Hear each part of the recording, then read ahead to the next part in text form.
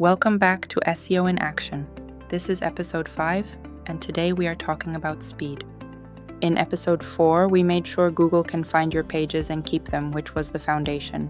And now we deal with what happens when someone actually arrives. Speed is where a lot of good websites quietly lose people before a single word gets read. Speed counts twice over, which is what makes it worth your attention. Google uses it as a genuine ranking signal, so a slow site starts at a disadvantage before anything else is considered. And your visitors vote with their thumbs because a page that hesitates for 3 seconds on a phone loses a large share of the people who asked for it. You end up paying for that delay in rankings and in lost readers at the same time. Google measures all of this through 3 metrics called Core Web Vitals. And they exist because loading time on its own was never the full story. Each one looks at a different moment in the experience, from the first thing you see to whether the page stays still to how it responds when you touch it. You do not need to memorize the numbers, you just need to recognize the names when a report puts them in front of you. The first is LCP, Largest Contentful Paint, which measures how long the biggest element on your page takes to appear. Usually, that is your hero image or your main headline, the thing that makes someone feel the page has arrived.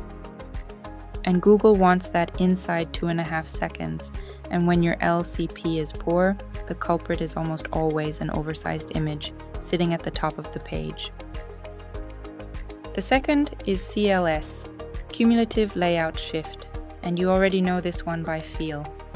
It is that moment when you go to tap a button and an advert loads above it, so the whole page jumps, and you tap something you never wanted. The fix is usually mechanical rather than clever, because it comes down to giving images and ads a reserved space, so nothing has to shove its neighbors out of the way. The third is INP, Interaction to Next Paint, which measures how quickly your page responds once somebody clicks or taps. A page can look completely finished while nothing responds underneath, and that gap between tapping and seeing something happen is exactly what this metric captures.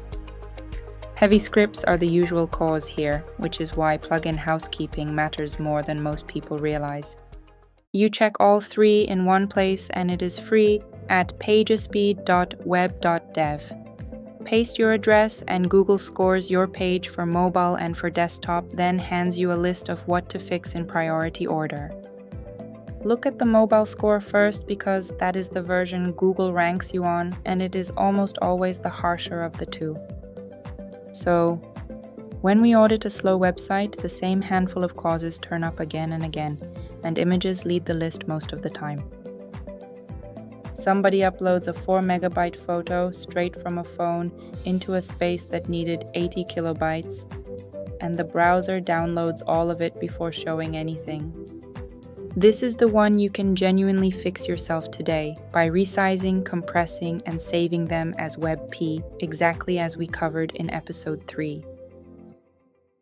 After images come another 4 to look at, and they are worth knowing by name so you can ask for them properly. Too many plugins or one heavy plugin loading scripts on every page. No caching, so your server rebuilds the same page for every visitor. Redirect chains, where one address sends you to another and then another, and cheap hosting, which quietly caps everything else you do. Some of these need a developer, and that is perfectly fine because your job is knowing what to ask for. Run your most important page through PageSpeed Insights this week.